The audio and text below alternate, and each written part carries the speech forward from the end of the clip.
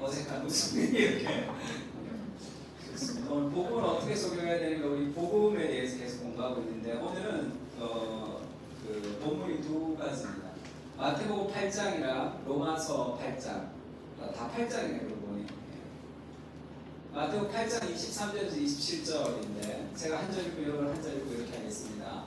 배에 오심에 제자들이 따랐더니 바다에 눈물이 일어나 배가 물결에 덮이게 되었으니 예수께서는 죽으시느냐. 그 제자들이 나와 깨우고 이르되 주여 구원하소서 우리가 죽겠나이다. 예수께서 이르시되 어찌하여 무서워하느냐. 이미 작은 자들아 하시고 곧 일어나사 바람과 바다를 부르시니 아주 잔잔하게 되거늘. 그 사람들이 놀랍게 여겨 이르되 이가 어떠한 사람이기에 바람과 바다도 순종하는가 하더라. 아멘. 우리 로마서도 지금 1절, 2절, 5절, 6절 이렇게 짧으니까 같이 읽을까요? 그러므로 시작. 그러므로 이제 그리스도 예수 안에 있는 자에게는 결코 정죄함이 없나니 이는 그리스도 예수 안에 있는 생명의 성령의 법이 죄와 사망의 법에서 너를 해방하였습니다. 육신을 따르는 자는 육신의 일을, 영을 따르는 자는 영의 일을 생각하나니 육신의 생각은 사망이요 영의 생각은 생명과 평안이니라. 아멘. 그 다이어트 사이언스라고 최겸이라는 유튜버가 있습니다. 다이어트 과학자 이렇게 부르는 사람인데 이 사람이 지금 이 유튜브에서 다이어트로 굉장히 유명하죠. 그래서 일반 의사들보다 이 외국에 있는 저널 논문들을 다 공부해서 다이어트에 대해서 이제 얘기를 하는 사람입니다. 그러면서 이 사람 이야기가 처음에는 그렇게 유명하지 않았는데 지금은 여러 학자들의 증거를 받으면서 이 사람이 이제 떡상이라고 그러죠. 아주 유명하게 됐습니다. 근데 이 사람이 얘기했던 게 뭐냐면 다이어트에 실패하는 이유가 당신 때문이 아니다. 다이어트에 대한 잘못된 지식 때문이다. 지금까지의 다이어트는 칼로리의 문제였다. 칼로리를 줄이면 된다고 했는데 칼로리가 문제가 아니라 대사의 문제다. 대사. 그러니까 지방을 분해하는 이 전체적인 대사를 이렇게 맞추면 다이어트가 쉬워진다는 것이 이 사람의 주장이었습니다. 그래서 이 주장이 그냥 개인의 일반 유튜브의 주장이니까 이게 뭐 아름아름 알게 하다가 이 사람의 그 이론을 따라 다이어트를 했는데 성공했던 사람들이 막 나오기 시작하면서 좀 붐이 일어났죠. 그러면서 이 간헐적 단식, 이 사람은 24시간 금식, 그것이 굉장히 건강에 좋다 이렇게 이제 얘기를 하는 사람인데 요즘은 그렇게 얘기하는 사람들이 많아졌습니다. 노아의 종말이라고 하버드 의대에서 나온 이 책을 보면 여기도 그렇게 얘기하죠. 25년 동안 노화를 연구했는데 수백 편의 논문을 읽은 내가 할 수 있는 조언이 하나 있다면 건강하게 오래 살 확실한 방법, 지금 당장 수명을 최대화하는 데 쓸 수 있는 방법이 하나 있다면 적게 먹어라 이렇게 얘기합니다. 물론 혁신적인 말은 아니래요. 그러면서 기독교 수도사가 4세기에 조언했듯이 탐식이라는 치명적인 죄를 거부하는 방법은 의도적인 금식이다. 기독교에서는 정기적인 금식을 선포하는데 그것이 원래 건강에도 회복이 된다는 것을 발견했다는 거예요. 금식 자체가. 왜 이런 일들이 많이 생겼냐면 2016년도에 노벨 생화학상을 오스미 요시노리라는 일본 사람이 탔습니다. 이분이 연구했던 게 뭐냐면 오토파지라는 이 세포를 연구했어요. 오토가 스스로 파지가 먹는다는 뜻이래요. 그러면서 이 사람이 연구했던 결과가 뭐냐면 사람이 몸이 단식, 그것이 24시간 단식을 하게 되면 몸은 스스로 정화합니다. 그런 시스템이 인간 안에 있다는 것을 발견했습니다. 그래서 이것이 나오고 그 다음부터 나온 게 간헐적 단식이라고 나오기 시작했죠. 요즘은 간헐적 단식을 많이 하고 있죠. 소식해라, 단식해라 하면서 18시간, 그 다음에 24시간 그렇게 단식을 통해서 몸이 스스로 회복하는 조절 능력이 있다는 것을 지금 밝힌 거예요. 그래서 이 스탠포드 대학에서 지금 뇌과학 하는 연구하는 앤드루 후그만이라는 사람이 영상 많이 보죠. 요즘 건강을 하는 사람들. 이 후그만의 얘기를 들어보면 아침에 참을 샤워하라 뭐 이런 것도 있는데 어떻게 보면 성경이랑 좀 비슷한 이렇게 사람의 생체 리듬이 있는데 아침에 태양을 볼 때 그 아침에 태양이 눈으로 망막으로 들어가면서 이 시스템이 이렇게 짜진다 그렇게 얘기를 합니다.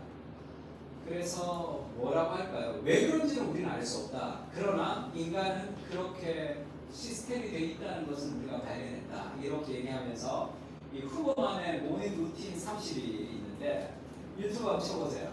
후보만의 이 모닝 루틴 30을 통해서 간직이라고 그러죠. 많은 사람들이 자기가 이렇게 바뀌었다 이렇게 막 뜨고 있습니다. 이것도 이 모임도 최경의 다이어트에 성공한 사람들이 이제 막 나와 있어요. 그러면서 핵심이 뭐냐? 이렇게 얘기합니다. 다이어트 실패는 당신의 의지 탓이 아니다. 다이어트에 대한 잘못된 정보를 줬기 때문에 그렇지 다이어트는 당신의 탓이 아니다 이렇게 얘기해요. 그러니까 저도 24시간 금식 한번 해봤는데 당뇨가 있는 사람 별로 좋지 않다고 얘기를 하는데 근데 그게 식단을 좀 그렇게 먹으면 식단을 이렇게 먹으면 자연스럽게 그 음식이 편안해지니까 뭐라고 해야 될까요? 이 기분 좋은 포만감이 있어요. 그러니까 탄수화물 너무 많이 먹지 않고 균형 있는 식단을 자꾸 먹으면 한 끼, 두 끼만 먹어도 이 포만감이 계속 이어지기 때문에 이 24시간 단식이 어렵지가 않게 되는 거예요. 그러면서 이런 사람들이 확 나옵니다. 제가 이걸 보면서 그런 생각이 좀 들었습니다. 복음도 좀 마찬가지가 아닌가 그런 생각이 좀 들었어요. 이 복음에 대해서 이 온전한 그리스도라는 책이 있습니다. 싱글러 퍼거슨이라는 사람이 썼는데 지금 이 책을 어떻게 쓰게 됐냐면 팀 켈러랑 친구예요. 세미나에서 만났는데 강의하면서 팀 켈러가 당신이 예전에 설교했던 강의했던 외로운 논쟁이라는 그 강의를 책으로 좀 내면 좋겠다 이렇게 얘기했어요. 왜냐하면 복음에 대해서 오늘날 사람들이 잘 모른다는 거예요. 그래서 우리가 신앙생활이 힘든 이유는 개인의 의지와 개인의 경건의 부족이 아니라 복음에 대한 잘못된 이해 때문이다. 그래서 17세기에 외로운 논쟁이라고 있었습니다. 그것이 복음에 대한 이해 때문에 막 싸웠던 그런 교회사의 논쟁이 있어요. 지금이 그 시대와 비슷하다. 그러면서 싱글러 퍼거슨이 그렇게 얘기합니다. 율법주의는 교리적 주장 그 이상을 말한다. 교리를 잘 알고 있지만 삶이 복음적이지 않을 수 있다는 거예요. 왜냐하면 둘 다 율법주의나 율법폐기주의를 대놓고 주장하지는 않았다. 우리는 율법폐기주의입니다. 우리는 율법주의입니다. 이렇게 얘기 안 해요. 복음을 선포한다고 얘기합니다. 근데 사람들의 삶은 율법주의로 시달릴 때가 있단 말이에요. 그러나 이것은 마음의 태도, 행동, 인격, 성경을 읽는 방식의 종합된 결과물이에요. 말은 우리가 복음, 교리를 얘기하지만 삶은 그렇게 되지 않을 때가 있어요. 복음에 대한 이해가 부족한 거죠. 무언가 우리의 잘못인 것처럼 생각하면서 개인의 경건에가 맡겼지만 잘못된 복음에 대한 이해가 우리를 너무 힘들게 하지 않았나 그런 생각이 좀 들었습니다. 같이 읽을까요? 복음은 시작. 복음은 좋은 충고가 아니라 좋은 소식이다. 또 읽을까요? 우리가 시작. 우리가 행하는 것이 아니라 우리를 위해 행해진 무엇이며 우리가 반응해야 하는 어떤 것이다. 복음이라는 것은 우리가 뭘 하는 게 아니에요. 근데 우리가 늘 뭔가를 하려고 했기 때문에 힘들어진 거죠. 복음은 먼저 그리스도께서 하신 것을 누리는 거죠. 이미 있는 것을 누려야 되는데 이미 있지만 그것을 우리가 애써서 찾아야 되는 것처럼 이 복음에 대한 이해가 잘못되었다 그렇게 이야기합니다. 그래서 팀 켈러를 만나고 제가 제일 기뻤던 것은 복음에 대한 재발견이었어요. 아, 복음이라는 것이 지금 여기서 시작이 되는 거예요. 집에 가서 고민하고 노력해야 되는 것이 아니라 지금 이 순간에 복음은 우리를 변화시키는 능력이 된다는 것을 깨달았어요. 그 복음을 좀 적용해야 되는 거죠. 삶에. 복음을 안다고 되는 게 아니라 그것이 바른 복음을 적용해야 되는데, 오늘 읽었던 본문에 배에 제자들과 예수님이 탔는데 이 물결이 이렇게 덮이게 됐습니다. 예수님은 주무셨어요. 제자들이 예수님을 막 깨우죠. 구원하소서, 우리가 죽겠나이다. 저는 이게 좋은 거라고 생각했어요.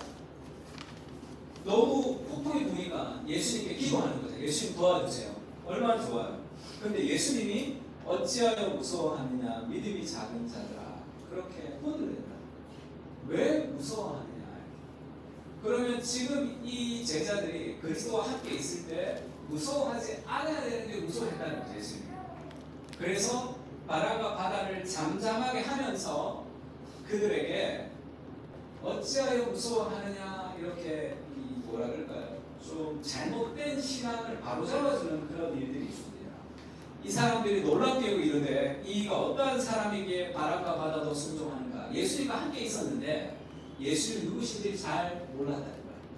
그러니까 두려움과 불안이 계속 들어오는 거죠. 예수님과 함께 있는데. 그러니까 예수님은 그러면 안 된다라고 얘기하는 거죠. 그것을 팀 켈러가 그렇게 설교한 설교가 있습니다. 당신의 믿음이 어디 있습니까? 당신의 믿음을 get it out, 꺼내야 된다. 믿음을 꺼내지는, 믿음, 예수님이 있는데 불안과 두려움과 염려 속에 살아가면 믿음을 꺼내지 않았다는, 믿음을 적용하지 않았다는 거죠. 믿음을 적용한다는 게 도대체 무엇이냐? think 생각. 당신의 믿음을 꺼내서 활용하고 적용하세요, 이렇게 얘기하는 거예요. 생각을 하세요, 이렇게. 패닉에 빠지지 마십시오. 당신이 생각을 한다면 당신은 never have to panic, 절대 패닉에 빠지지 않을 것이다. 그러면 복음이라는 것은 그 그리스도와 나와 함께 하신다는 것을 생각을 통해서 삶에 적용해야 되는 거죠. 그러니까 믿음을 좀 꺼내서 활용하는 법을 좀 배워야 돼요. 복음을 알지만 활용하지 못하면 예수님이 함께 있지만 배에서 두려워하는 제자들처럼 우리가 될 수 있다는 거죠. 그래서 팅케너가 이런 얘기하죠. 복음은 내가 생각했던 것보다 죄인이지만 내가 생각했던 것보다 사랑받고 용납되는 것이다. 이것이 우리를 자유롭게 하는 정체성이다 얘기했습니다. 나는 죄인이에요. 나는 형편없어요. 나는 아무것도 못해요 라고 얘기하면서도 하나님의 사랑으로 나는 모든 것을 할 수 있습니다. 그렇게 고백할 수 있는 거죠. 그래서 자기를 조롱할 수 있습니다. 자기를 정죄하지 않을 수 있다. 나 형편없어요. 나 인간 쓰레기예요. 나 인간 말종. 난 아무 능력이 없어요. 그래도 아무 능력이 없는 나를 통해 하나님이 모든 것을 하실 수 있어요. 그것이 주는 삶의 정체성이다. 교만하지 않습니다. 그러나 낙심하지도 않아요. 열등감과 우월감을 넘어서는 이 복음의 균형을 우리에게 준 거죠. 인스타에서 아주 유명했던 그 요즘 핫한 이 자매가 도로시 챙이라는 모델인데, 이 사람이 이제 기사가 나서 제가 알았습니다. 이 조회수가 엄청나게 높아졌다는 건데, 이 동양 출신의 모델인데 아버지가 중국 사람이고 어머니가 한국 사람이라고 그러더라고요. 이 도로시 챙이 이렇게 걸어가는데 너무 자신 있게 걸어가요. 그렇게 걸어. 그러니까 인터뷰하는 사람이, 이게 인터뷰하는 그 인스타예요. 당신의 자신감의 근거가 무엇입니까? 이렇게 물었어요. 뜻하지 않게 지저스라고 얘기한 거예요. 자신감의 근거 예수님이다 이렇게 얘기하면서 이 사람의 신앙에 대해서 짧게 인터뷰를 했습니다. 그게 막 조회수가 엄청나게 올라갔어요. 그래서 자신감의 근거가 자기는 신앙인이다 하는데, 자기가 굉장히 이뻐 보이죠.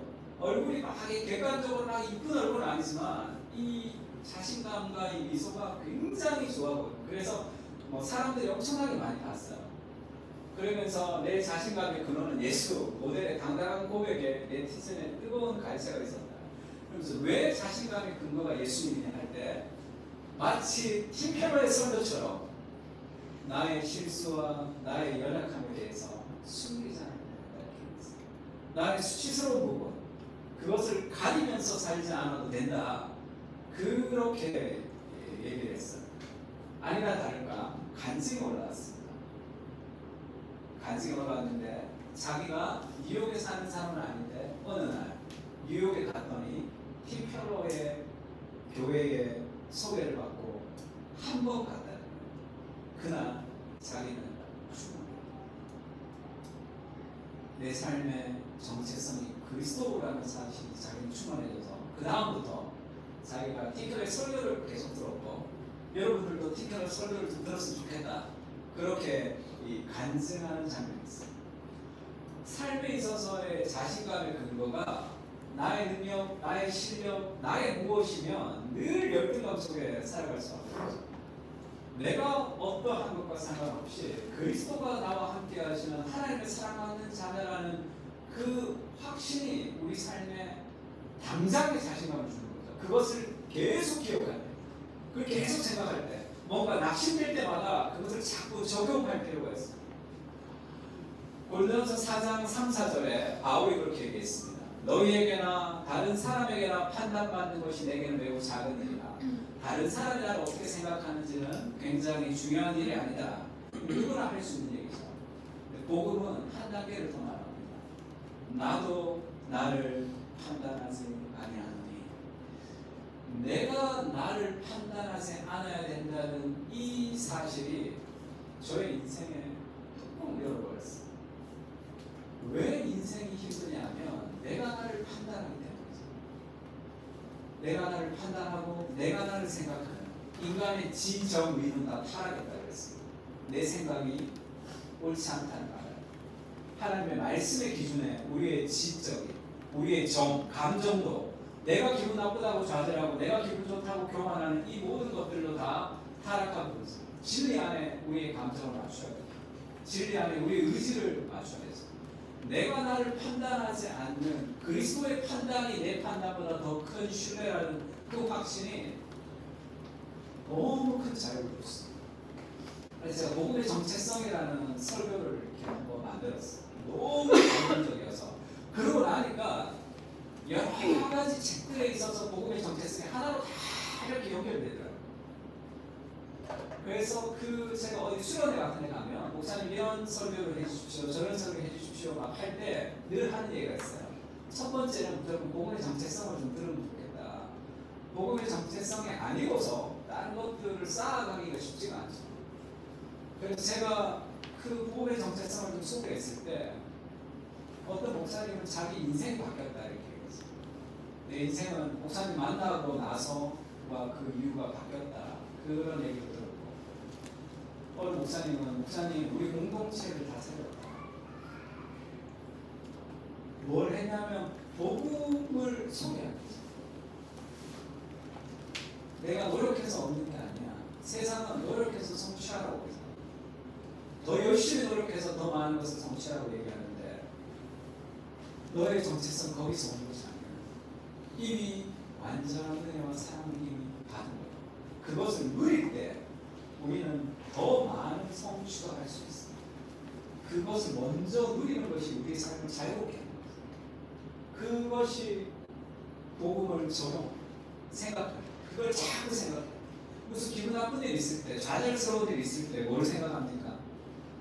이렇게 작은 일에도 낙심하는 나를 여전히 끝없는 사랑으로 사랑하시는 그리스도의 사랑, 그리고 또 한 가지 뭐죠? 이런 나를 통해서 반드시 승리하시길 하나님이 일하시고 그에 대한 신뢰가 나를 신뢰하는 거야.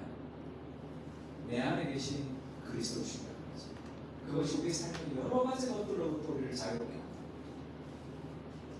그래서 복음은 회심의 과정을 거치고 정상적인 것은 그리스도의 십자가의 은혜가 커지면서 하나님의 아름다우심과 인간의 죄인 때문에 나의 연약함에 대해서 이게 점점 커지는 거예요.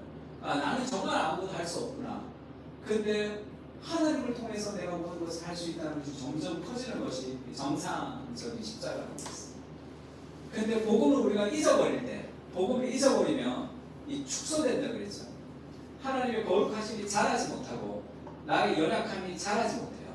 이렇게 그리스도의 십자가가 축소가 되기 시작하면 이 두 가지에 끼어든다고 얘기했습니다. 하나는 행위가 끼어들고 하나는 위선이 끼어들죠. 내가 형편없다는 것을 인정하고 싶지 않기 때문에 자기의 형편없음을 위선으로 가리게 됩니다. 나는 어느 정도 괜찮은 사람이야 그러고 싶어지는 거예요. 속이고 싶어진다. 그럼 어떻게 하죠? 자기가 많은 행위를 통해서 뭔가를 증명하고 싶어져요. 그런데 끝없이 증명하면 증명하려 할수록 자기가 아는 거죠. 형편없는 죄인이라는 것을 알기 때문에 늘 그 딜레마 속에 빠져 있는 거죠.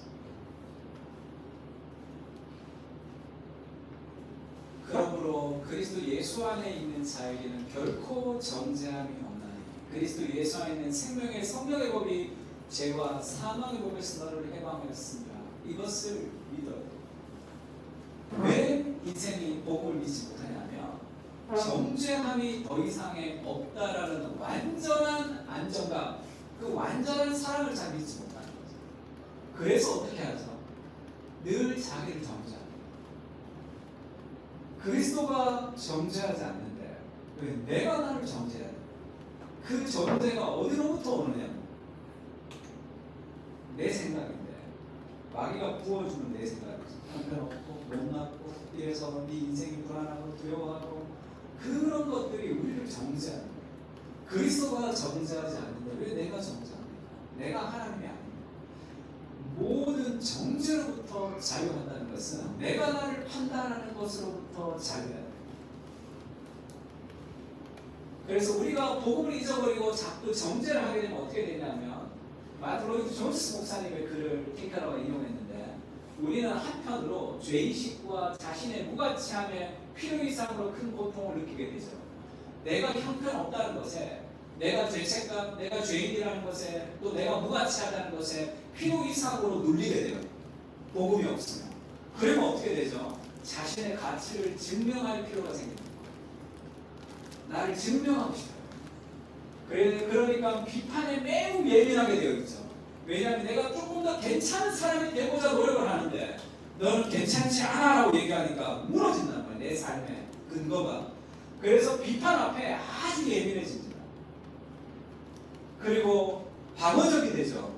대인관계에 자신감이 없어집니다. 예배와 기도를 통한 기쁨과 확신이 사라지죠.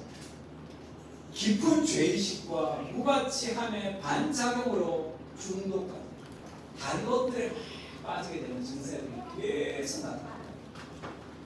복음의 정죄함이 없다는 것을 내가 믿지 못할 때 계속 나를 정죄하니까 그것을 상쇄하기 위해서 그런 다른 메커니즘이 막 돌아갑니다. 그럼 삶은 늘 힘듭니다.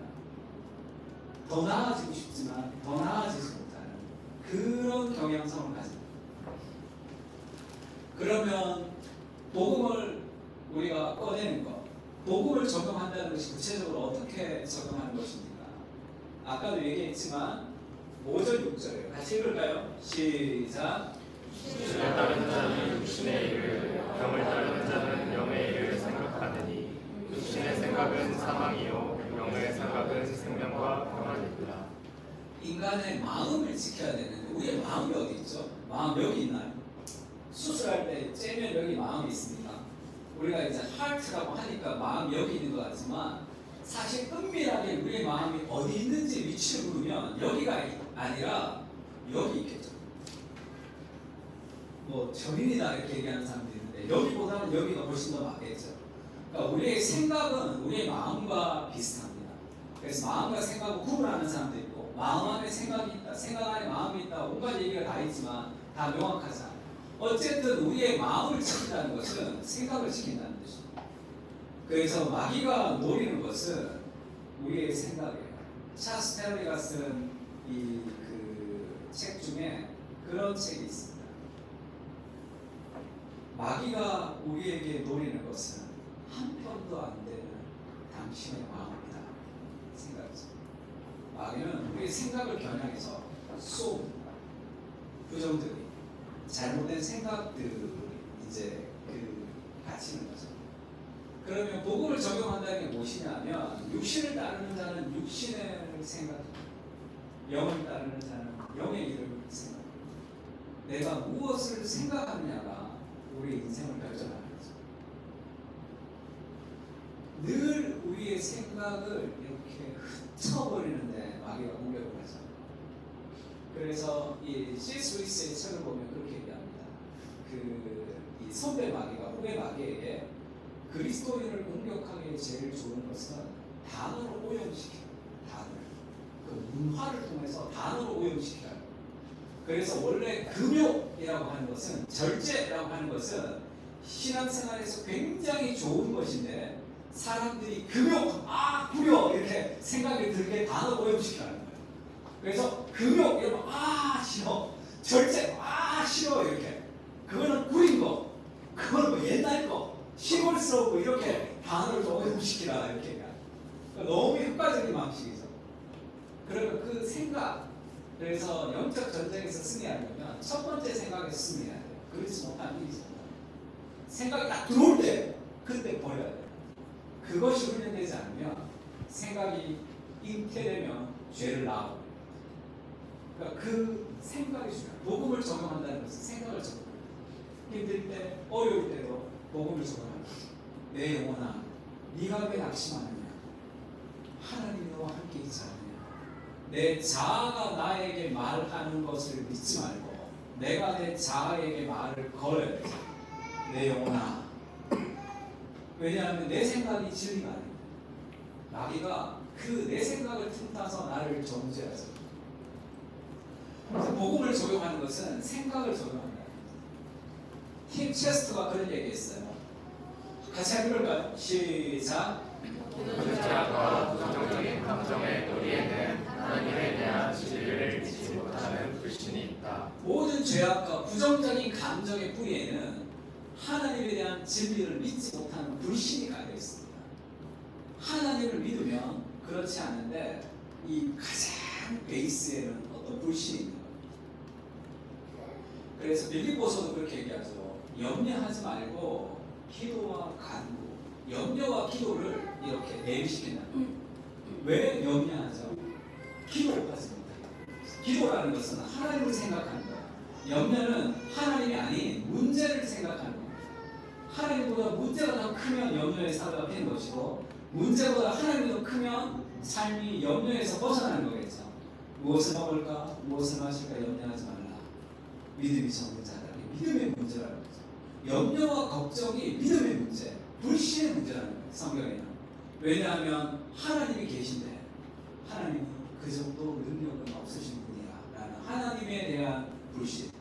하나님이 능력이 있으신 분이긴 하지만 나한테는 그것을 베풀어주지 않는 분이야 라는 하나님의 사랑에 대한 불신인 거죠. 그런 생각들이 우리 안에 계속 깔려 있는 거죠. 그것을 마귀가 어린 시절부터 심어줘요. 우리 부모님이 나한테 그렇게 했어. 나는 나 혼자 보고 어떻게 살았어. 온갖 내 삶의 어떤 이 환경과 사람과 사건을 통해서 하나님에 대한 불신들을 막 심어줘요. 이게 어디 나오는 건지 아십니까? 혹시 이 그림 본 적 있어요? 이 그림 본 적 없으면 안 되는데, 복음의 언어라고 우리가 지난 학기에 했죠. 그 복음의 언어에 나오는 도표인데, 제가 복음의 언어를 그 복음 중심의 삶과 함께 읽었던 이유는 이것 때문이에요. 이 도표 때문인데, 문제는 이 도표가 중간에 나옵니다. 처음 읽다가 말이기 때문에 사람들이 이 도표가 어디 나오는지 모르는 게 이게 너무 안타까운데, 이것 때문에 우리가 그 책을 읽는 건데, 책을 집에 가서 다시 한번 보세요. 지금 왜 삶의 두려움과 걱정과 염려라는 열매가 맺히느냐는 거죠. 그것은 하나님에 대한 불신 때문이다. 생각의 문제라는 거죠. 어떤 생각이 문제냐면, 하나님은 누구신가? 하나님이 무엇을 행하시는가? 나는 누구인가에 대한 뿌리 깊은 불신 때문이다. 이렇게 얘기합니다. 염려와 걱정과 두려움이 맺히는 이유는 하나님이 누구신가? 누구라고 생각하는 거죠. 하나님은 사랑이 없으시고 능력이 없으시고 내 삶에 관심이 없으시다고 생각하는 거죠. 그러니까 내가 염려해야 되잖아. 하나님이 행하시는 일은 무엇인가? 나는 하나님이 나를 더 이상 사랑한다고 믿지 않는다. 난 사랑하지 않는다고 믿는다는 거죠. 하나님이 우리 아이들의 상황을 통제하지 못한다고 없다고 생각하고 나를 저버렸다고 믿고 있다. 아이들에 대해서 걱정이 너무 많으니까 하나님이 우리 아이들의 상황을 통제하지 못하는 분이다라고 생각하는 거예요. 그리고 하나님은 나를 저버렸다고, 하나님의 능력이 여기까지 미치지 않는다고 생각하는 거죠. 그러면 나는 누굽니까? 하나님이 사랑하지 않고 하나님이 내 삶에 개입하지 않으시는 분이기 때문에 내 인생은 내가 통제가 되죠. 근데 나는 하나님이 아니기 때문에 내가 내 인생을 통제할 수 없다. 그러니까 삶이 무너져버리죠. 불안과 두려움과 염려와 걱정은 내가 주인이 되어서 나를 통제하려는 거기에서 나오는 거죠. 왜 내가 통제해야 되냐? 하나님이 내 삶에 통제를 하지 못하는 분이라는 삶의 도시. 그러니까 우리 삶에 이런 염려와 걱정과 두려움이 막 생긴다는 것은 복음을 적용하지 못하는 거예요. 하나님 누구신지, 하나님이 무슨 일, 어떻게 행하시는지, 나는 누구인지에 대해서 생각해야 합니다. 마틴 로이드 존스 목사님 그렇게 얘기했죠. 오늘날의 신앙이 약해진 이유는 자기 자신에 대해서 피상적으로 생각합니다. 피상적. 깊이 고민하지 못하는 삶의 무엇이 우리에게 흔들리냐. 그러면 어떻게 해야 되냐? 이것을 회개해야 되는 거죠. 염려와 걱정과 두려움이 막 있을 때 내가 나를 통제하려 합니다. 하나님이 계시지만 하나님의 사랑이 느껴지지 않고 하나님의 능력이 없다고 나는 고백합니다. 그것을 회개합니다. 이것을 죄를 고백합니다. 염려와 걱정과 두려움이 있을 때 나는 누구인가? 하나님이 어떤 일을 행하시는가? 하나님은 누구신가? 여기에 대한 불신이 있습니다. 라고 회개해요. 그러면 어떻게 되느냐 하면 이 회개가 어떻게 우리를 인도하느냐? 하나님은 누구신가? 하나님은 사랑이시죠. 하나님의 능력이 있습니다. 사랑이 있고 능력이 있으신 그분이 내 삶에 허락하신 권한이 있다면 하나님의 지혜를 좀 기다리는 인내도 좀 필요하겠죠. 그리고 하나님은 지금도 나와 함께 하십니다. 하나님은 내 인생의 모든 것을 통제하시는 주인이시다라는 것을 준비합니다. 하나님이 행하시는 일은 무엇입니까? 이걸 어떻게 느끼죠? 하나님이 나와 함께 하신다는 것을 그리스도가 나를 위해 죽으셨습니다. 그것이 보증이죠. 하나님께서 우리에 대한 자기의 사랑을 확증하셨다. 그리스도의 십자가의 죽음을 통해서 사랑을 미리 확증해 주신 거죠. 예수님이 나를 위해 죽으셨다. 그리고 죽음에서 부활하시고 그 그리스도가 내 안에 계신 거죠. 그것이 하나님이 나에게 행하신 일입니다. 그러면 지금 내 안에 누가 계십니까? 지금 내 안에 계신 예수님은 십자가에서 죽은 그리스도가 아니라 사망의 저주를 깨치고 승리하신 그리스도가 지금 내 안에 살고 있습니다. 그것을 신뢰하는 거죠. 그러면 나는 누굽니까? 나는 혼자 힘있게 힘겨운 현실을 살아가는 존재가 아니라 나는 사랑받고 있고 혼자가 아니고 그리스도 안에서 모든 것을 할 수 있는 존재다 고백합니다. 그러면 평안과 기쁨과 사랑과 소망이라는 것이 열리지 인내할 수 있는 거죠. 왜냐하면 너희 안에 착한 일을 시작하시니까 그리스도 예수의 날까지 이루실 줄을 우리가 아십니다. 지금 보이지 않지만 내 인생 가운데 반드시 이룰 하나님의 일하심을 신뢰. 그 소망이 우리의 오늘을 또 힘있게 살아가게 하는 능력으로 살아요. 그러니까 복음을 적용한다는 것은 삶에 여러 가지 힘든 일이 생기지 않는다는 뜻이 아니라 그 상황 속에서 생각합니다. 하나님 누구신지, 그분이 나를 위해 무엇을 행하셨는지, 그 사랑 안에서 나는 누구인지, 하나님과 동떨어진 나는 연약하고 아무 힘이 없잖아요. 늘 좌절하고 걱정하고 두려워하고 불안해할 수밖에 없어요. 그것을 자꾸 연습해요. 그게 복음의 적용. 이것은 열심히 기도해야지 이루어지는 게 아니에요. 지금 당장 이미 여러분에게 주신 선물이죠. 적용하기만 합니다. 그래서 로마서에는 그렇게 얘기하죠. 너희가 육신대로 살면 반드시 죽을 것이지만 영으로서 몸의 행실을 죽이면 살리니. 이것을 죽이는 작업은 영을 생각하는 거예요. 복음을 생각하는 거예요. 그것이 영을 죽이는 거예요. 실망과 좌절과 한숨과 교만과 그 모든 것들을 죽일 수 있는 힘이 복음을 생각합니다. 그것으로 영의 행실, 몸의 행실을 죽이는 거죠. 무릇 하나님의 영으로 인도함을 받는 사람은 곧 하나님의 아들이라. 그리고 몸의 행실을 죽일 수 있는 힘이 어디서 오느냐? 15절이죠. 같이 읽을까요? 너희는 시작. 너희는 다시 무서워하는 종의 영을 받지 아니하고 양자의 영을 받았으므로 우리가 아빠 아버지라고 부르시느니라. 왜 우리가 그것을 내 인생에 대한 신뢰를 할 수 있는 거죠? 너희가 무서워하는 종의 영을 받지 않고 양자의 영을 받았으므로 우리가 하나님을 아빠라고 부릅니다. 하나님 우리 아버지가 되십니다. 왜 조용하느냐? 하나님이 너의 아빠가 되십니다. 지금 어린아이 같은 신앙이 되어라고 하는 이유가 뭡니까? 지금 우리 수아자매도 우리 빛나 오늘 교회 처음 왔는데 뭐 걱정 안 하잖아. 아빠가 가는 거고 오면 오는 거잖아. 뭐 삶의 그런 두려움이 어디 있어요? 신뢰에서 하나님의 신뢰입니다. 자녀이면 상속자, 하나님의 상속자요. 그리스도와 함께한 상속자니 우리가 그와 함께 영광을 받기 위하여 고난도 함께 받을 것이니라. 고난이 좀 있어도 괜찮습니다. 이 장차받을 영광의 상속과 하나님이 함께 하시는 것이 오늘의 고난을 이기는 힘으로 작용합니다. 그래서 우리가 그 복음 중심 삶을 할 때 한번 나눴던 거죠. 고아인가 자녀인가 이런 거예요. 자녀는 뭡니까? 하나님이 나와 함께 하신다는 걸 생각하는 거죠.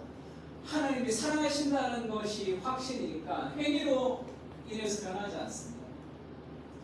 아버지의 사랑을 받기 위해서 뭔가를 막 열심히 하지 않아도 돼요. 그 사랑을 누리는 거죠. 하나님과 매일 생동감 있는 교제를 나누지 않으면 불안하고 하나님 나를 싫어하실 것 같다. 왜 저는 고아일 때 그런 생각이 들어요.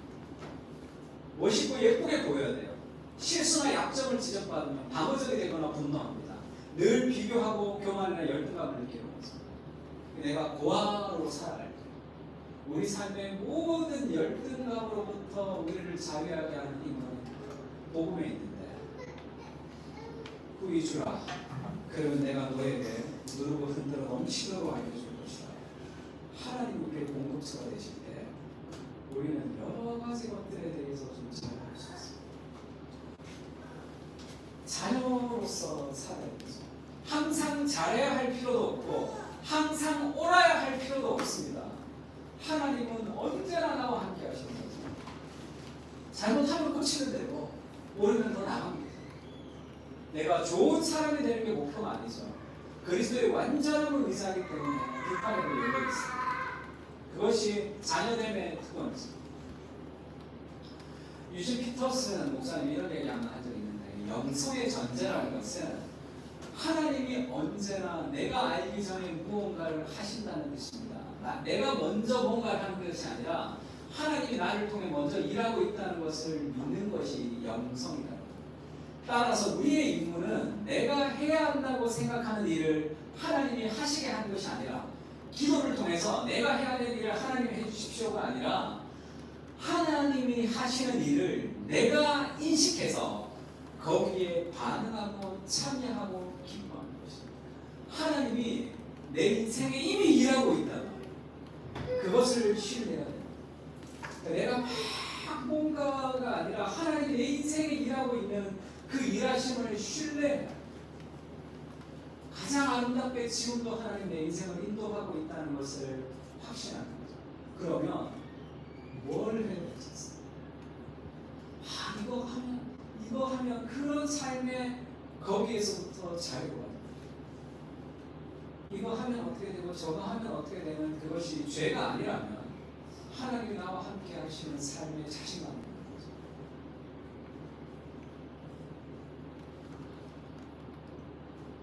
기브앤테이크라는 책이 있는데 강추 공부세요. 목사님 말씀은 좋지만 그 복음을 적용하는데 회사에서는 안 통합니다. 이런 얘기 많이 해요. 세상은 하나님의 방식이 아니기 때문에 그러다가 다 망합니다. 그런 얘기 좀 많이 됐습니다. 이 기브앤테이크라고 이 저자가 쓴 책은 다 괜찮아요.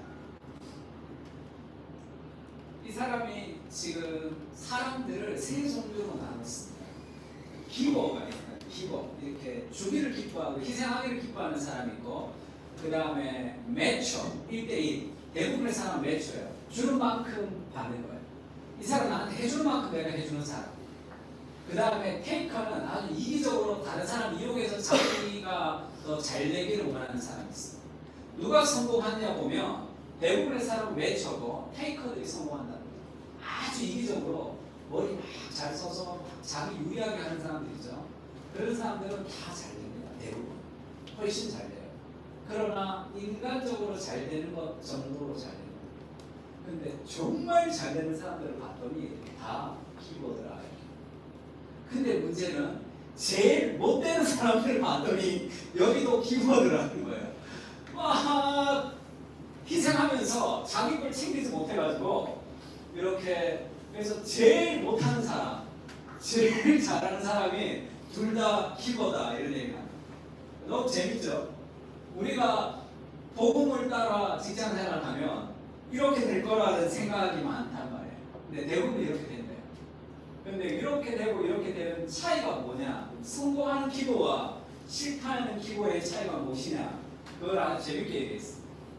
성공하는 기도는 겸손한 승리를 한다. 설득하지 않고도 설득에 성공한 사람들의 비밀 무기가 있다. 그러니까 원래 성공한 기도들은 그렇게 잘나지 않았대요.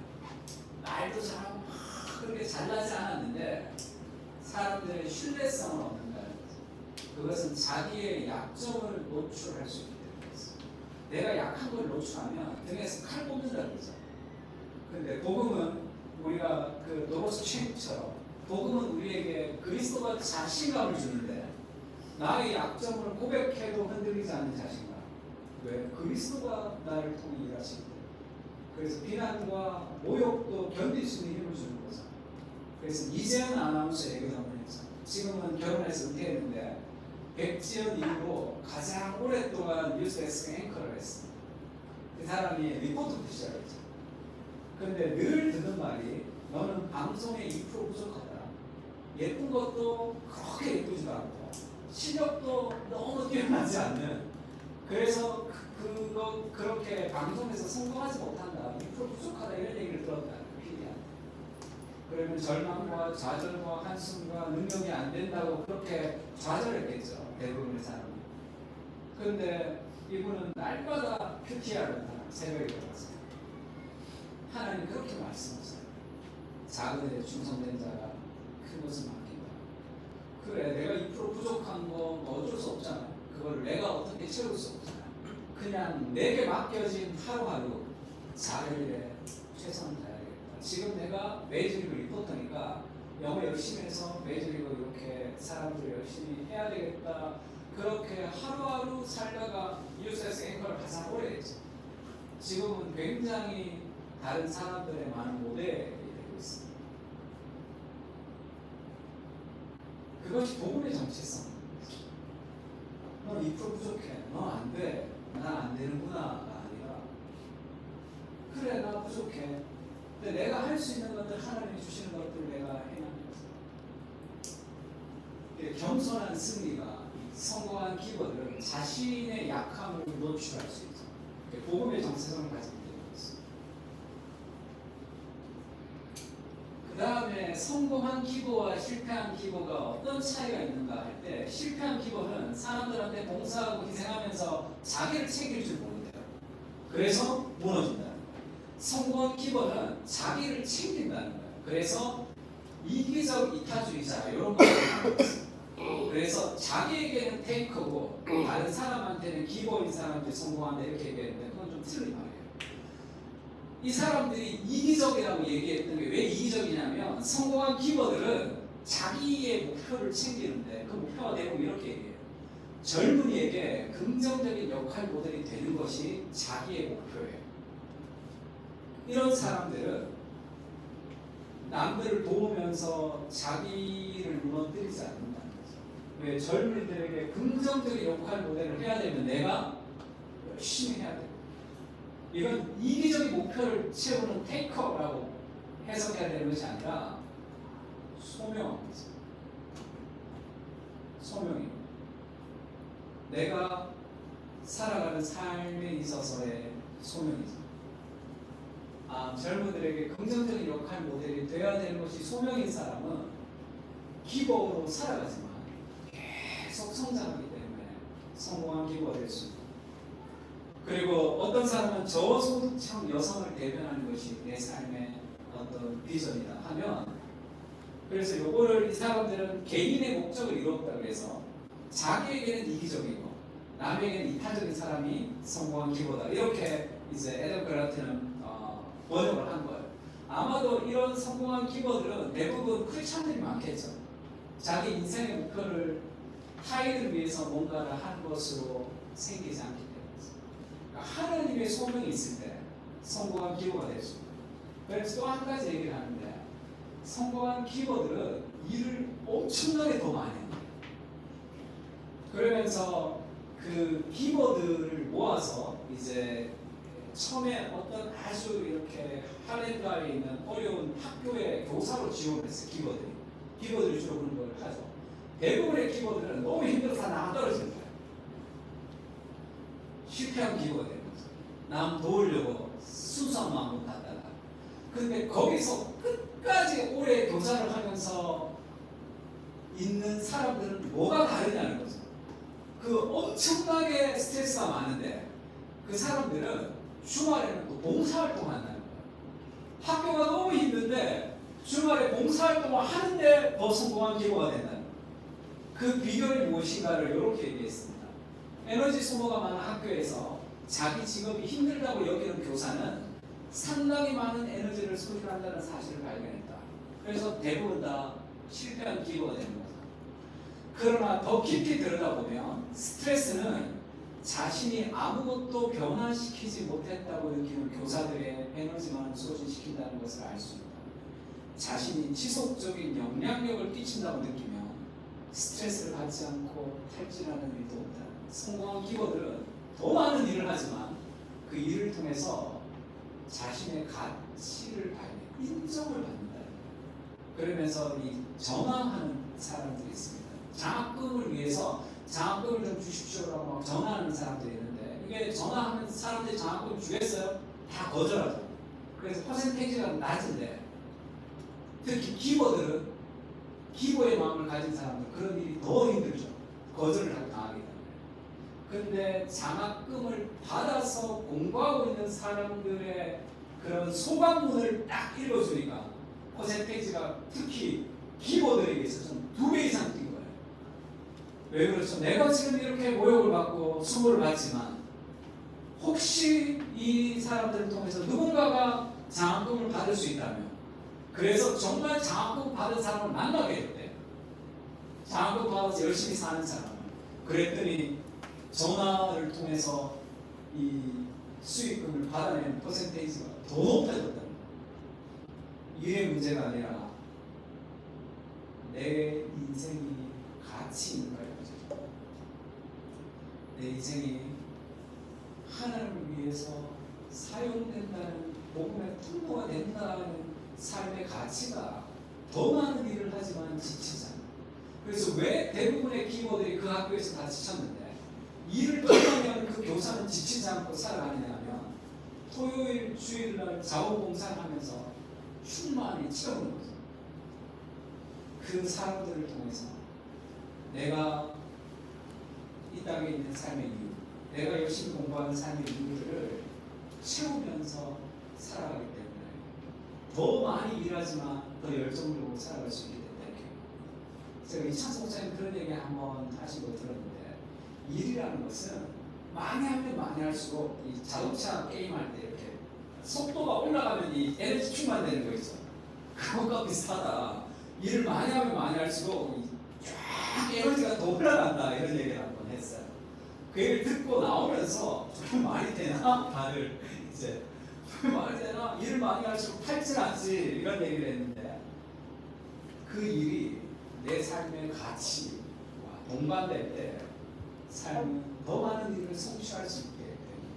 삶에 대해서 그 은혜가 좀 필요해요. 그것이 좀 필요한 거죠. 우리에게. 마태복음 25장 21절 같이 읽을까요? 시작. 주인이 이르되 잘하였도다 착하고 충성된 종아 내가 적은 일을 청하였으되 내가 당한 것을 내게 맡기리니 내 주인의 즐거움에 참여할지어다. 매일 아침 출근할 때, 아침에 일어날 때 그리스도가 나를 격려하신다는 사실을 붙들어야 돼요. 예수님 직장이 힘듭니다. 상사가 너무 싫습니다. 업무가 너무 많습니다. 그렇게 힘든 하루하루를 견디며 걸어가는 나에게 하나님이 박수를 보낸다는 기억. 그리고 힘든 하루하루를 살아가는 우리의 인생을 통해서 하나님이 일하실 것이라는 삶의 확신이죠. 연약한 나를 통해 하나님이 일을 해주실 것이다. 그 삶의 확신이 오늘을 견디고 힘으로 잡니다. 하루하루는 힘들지만 그것은 우리를 성장시키는 삶의 과정으로 잡니다. 그래서 우리가 복음 주신 삶에서 그렇게 배웠죠. 우리의 의는 믿음으로 말미암은 의니 예수 그리스도를 믿음으로 말미암은 모든 믿는 자에게 미치는 하나님의 의다. 이게 무슨 얘기냐면 우리는 타락한 본성을 가지고 있습니다. 근데 그리스도가 우리와 함께 하시고 우리를 대신해서 죽고 부활하는 것을 통해서 우리 안에 그리스도의 의를 심어주시고 내가 나를 싫어해야 돼. 내가 나를 죄인됨을 고백하지만 내가 나를 좋아해야 되는 이유가 뭡니까? 나는 그냥 내가 아니라 그리스도가 살고 있는 것. 그 능력을 쉬면 내 능력을 쉬는 것입니다. 바울이 그렇게 얘기하죠. 내가 그리스도와 함께 십자가에 못 박혔나니 그런즉 이제는 내가 사는 것이 아니요 오직 내 안에 그리스도께서 사시는 것이다. 내 안에 그리스도께서 내 안에 그리스도가 만들어 놓으신 새로운 생명력이 그것을 쉬는 거죠. 그 능력이 우리를 통해서 자꾸 나를 생각하니까 나 안 돼. 난 또 죄질 거야. 난 안 될 거야. 그렇게 생각합니다. 나는 부족하지만 내 안에 그리스도의 생명이 있다는 기억해. 그 그리스도의 생명이 나와 함께하는 거죠. 혹시 오늘도 나를 통해 일하신다는 그것을 쉬고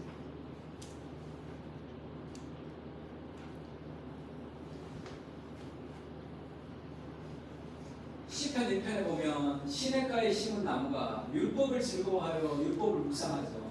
시냇가에 심은 나무가 철을 따라 열매를 맺으며 잎사귀가 마르지 아니한 같으니 하는 일이 형통하리로다. 시냇가에 심었다는 것은 우리는 나무죠. 시냇가는 뭡니까? 하나님의 말씀입니다. 그러면 시냇가에서 뿌리를 내린다는 게 뭐냐면 그게 묵상이에요. 묵상. 그때 삶의 안정감이 있으면서 열매가 맺힌다는 거죠. 비바람이 불지 않는다는 뜻이 아니에요. 힘든 바람도 불고 여름에 가뭄도 있습니다. 그러나 우리가 열매를 맺는 힘이 어디서 오냐면 말씀을 붙들고 묵상하는 그 힘에서 오는 거죠. 뿌리 내리는 거기 있습니다. 그리고 아기는 바람이 나는 겨와 같다. 이게 무슨 말이죠? 힘들면 그냥 날아간다는 거예요. 뭐가 없기 때문이죠? 뿌리가 없기 때문이죠. 그 뿌리는 묵상, 말씀을 주는 거예요. 힘든 비바람이 막 몰아칠 때 그 말씀을 붙들고 있는 거예요. 사람이 감당할 시험 밖에는 너희에게 당한 것이 없다. 오직 하나님이 믿고자 너희가 감당하지 못할 시험 당함 허락지 아니하시고 시험 당함을 속으면 피할 길을 내사 너희는 감당을 하실 것이다. 그것을 믿어지지 않아. 그것이 내 영혼 깊이 새겨질 때까지 그것을 붙드는 겁니다. 그때 용기와 힘과 열정이 따라옵니다. 복음의 은혜를 누리는 겁니다. 그걸 잘 생각합니다. 오늘 아침에 일어나서 하나님이 나를 사랑하신다는 그 복음의 은혜를 자꾸 줘.